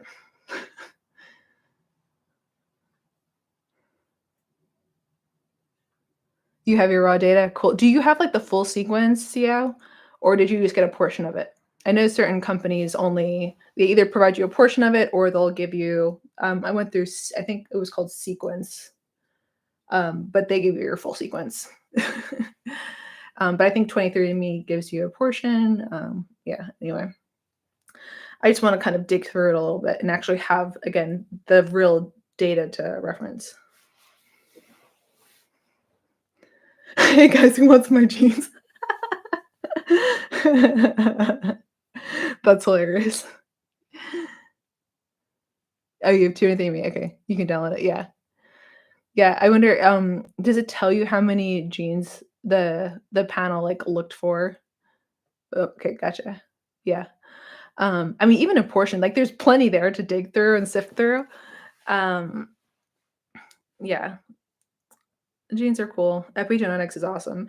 It really proves all the things that we already know to be true. But it also comes back to the fact that our bodies are just we're so programmed to survive. The body is so programmed to survive. We're so adaptable to our environment, and our body's constantly trying to turn genes on and off based on our environment so that we survive better. Um, and even, I had this thought like recently where I was like, everyone's always mad at cancer, but I was like, I can't even be mad at cancer because like those were my cells and they just got turned down the wrong path. And like they're fighting like tooth and nail to survive. Like that's all the little dumb cell knows it's doing. It's like replicating in the wrong way, but like it thought it was the right way and now it just needs to survive. And it just shows the body's tenacity to be able to survive, even to the fact that it will go back to the most primal form of cellular respiration in order to survive, like ancient times. And I'm like, that's just amazing. Again, not something that people would really say in any given context. Like, wow, cancer is like amazing, but like it's phenomenal from the sense of a cellular just because of a cell and its ability to want to survive and try to survive by any means possible, like that's amazing. Um, and you can't blame the little guys for getting turned down the wrong path sometimes. You just gotta correct the path. But I'm gonna stop talking about the subject because who knows where it's gonna end up.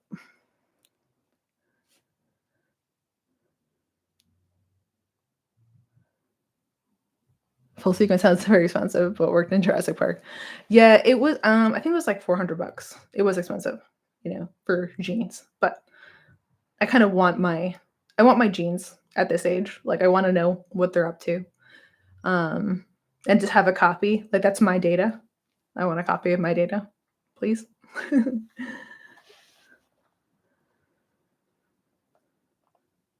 We're pretty much a machine. Yeah. A LiJo dino. Yes, 100%. LiJo dinos across the board. Yeah, the personality and genetics. I mean, I think that we're gonna find that personality um is encoded the same way that our hair color is encoded, the same way that our eye color is encoded. It's like the question that people always love to ask is, does your personality type change? And it's like I would equate it to the same thing as like, well, does your eye color change? You know? No. Um, your hair color gets more white as you get older, because your body is producing less of the pigment that makes up the color of your hair over time. But like your actual hair color didn't change; it just kind of got faded out. And I don't know. I think personality is just it's like a code, just like any of those codes would be.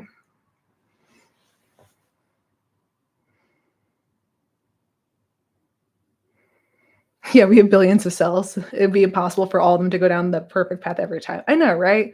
It's like be a little bit more forgiving for the cells. Like they're really trying hard. Like they're trying so hard.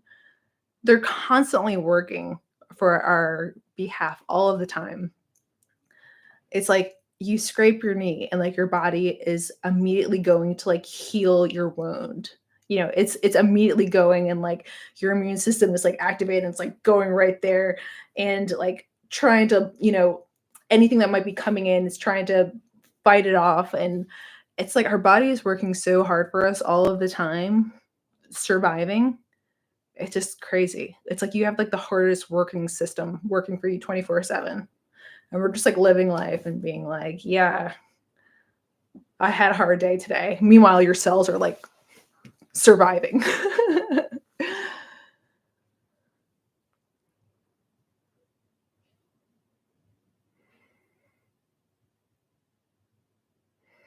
Yeah, I think there would be trackable aspects of, family lines and genetics. And there is some of that that's been kind of like proven to just to the extent of which the data is available. But you can have genes that skip and they go to the kids, right? Or the next one. Um, who knows? Who knows how it works in terms of uh, a child, right? But I think that we'll learn more in the next few years, and it'll be cool to see. It'll be cool to get some AI models working with genetics and pulling stuff apart. So that'll be cool.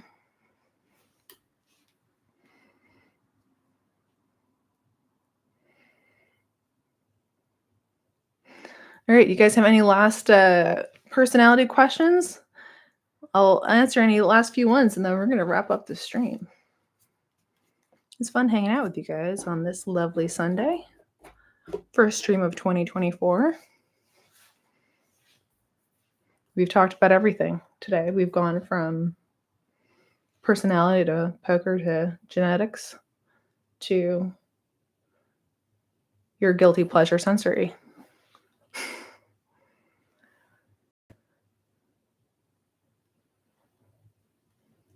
Your parents not so much. That's funny.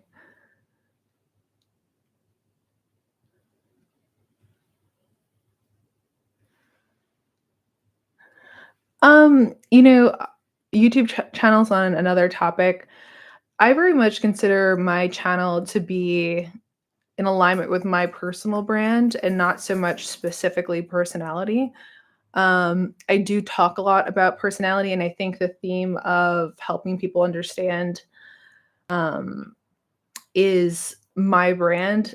And that exists outside of just personality. And so, if I were to integrate other topics, it would just be in the platform that I currently have versus like changing to a different channel. I don't think it's necessary. And plus, it's so much work to get past your first 100 subscribers. Like, not interested, at least at this point in my life. So, um, yeah, I would be happy to evolve in any other way. But the thing is, like, I think personality still ties back to so many things that people are dealing with, and it actually is it is a huge interest category. And people who are outside of the personality space look at the personality space and they see money when they like look at it, because it actually does represent a very sellable item in terms of what can feed off of it. Now, for myself, it's like this is just kind of a, a passion project. It's a thing that I've worked on that I really like a lot and has provided a lot of value for me and for other people. So that's why I continue to do it. But yeah, there's literally YouTube communities where it's like personality stuff is like considered like a hot selling topic. And I've like seen those, like I've seen posts on that stuff and I'm like mad. I'm like, get out of my community. We don't want your crap. We don't want your generic videos with your like robot voices and freaking text that you stole from my videos. Literally, truly happened. They took transcripts from some of my videos and like did like an automated voice behind it with like captions, word for word. But that's not illegal, apparently. So anyway, just interesting all the same. I don't have like a personality TikTok. I do have a TikTok that I post some of my mandalas on that I draw before I go to sleep. I'm no professional artist by any means, but I'll do the time lapse videos of those and where is it? I'll drop my link in. if you guys want to watch them.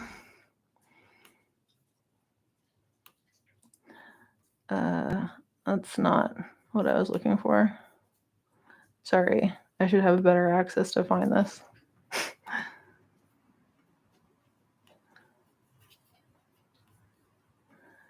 Is this my account? No. Oh, wait. No, this isn't it. Oh, wait. I know how to get there.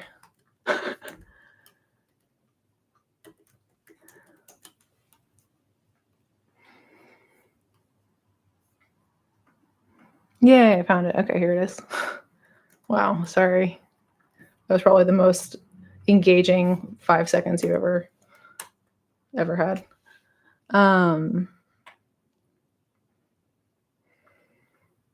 Yeah, I agree, Baggy. That's my TikTok. Those are my weird drawings.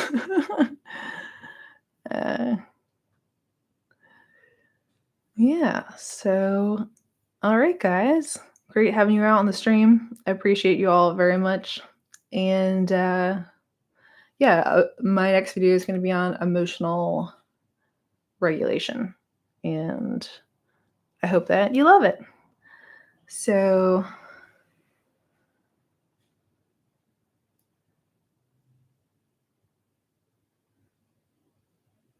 I'm just trying to read any last comments.